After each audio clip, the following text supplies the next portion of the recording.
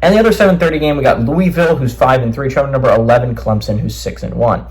Clemson favored by 10.5 points on ESPN. Tyler Shuck has gone 175-272, thrown for 2,348 yards, 20 touchdowns, 5 interceptions. Isaac Brown's had 86 carries for 649 yards and 6 touchdowns. Ja'Cory Brooks has had 44 catches for 799 yards and 8 touchdowns. Cade Klubnik for the Tigers has gone 146-219, thrown for 1,836 yards, 20 touchdowns, 3 interceptions. Phil Moffas had 105 carries for 682 yards and 6 touchdowns. And Antonio Williams had 28 catches for 393 yards and 5 touchdowns. Clemson is 8-0 against Louisville all time from 2014 to 2022. Dabo Swinney has accounted for every single one of those wins. He's 8-0 against Louisville in his career. And Clemson is 4-0 in one-possession football games.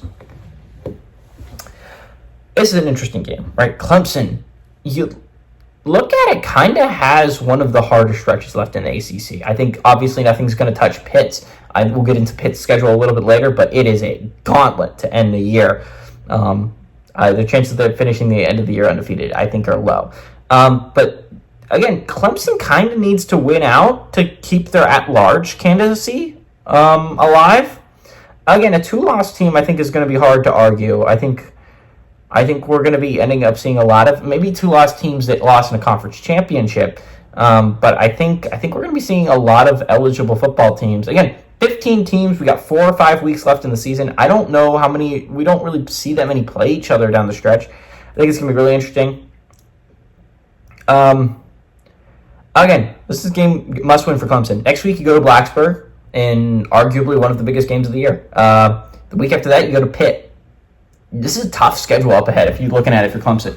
Weirdly enough, I think you could talk about Louisville being either the third or fourth worst team, like third or fourth best team they play down the stretch of 5 games, right? You play Virginia Tech next week, and that's a big game in Blacksburg. That's going to be a really hard game. You go to Pitt the week after, a game that could have just massive ACC title implications, a game that could easily decide which one of those two is going to the ACC championship for a chance to play for an ACC championship. Like if Pitt wins against SMU and Clemson holds serve till that point, those will be 2 teams undefeated in conference, between 3 teams that are undefeated in conference, probably with Miami, right? Like that's a massive game.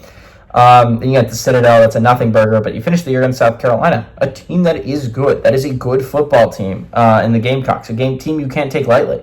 A hard schedule in the stretch. I would be surprised if, again, Clemson was an at-large team. Like I was just saying about Georgia earlier, I'd be surprised if Clemson makes the playoffs. I think this is a really hard schedule down the stretch. Again, it just sucks for Clemson that you lost the first game of the season against Georgia because it means you don't really have any wiggle room for the rest of the season. And then also, if you're looking at it from another perspective, Clemson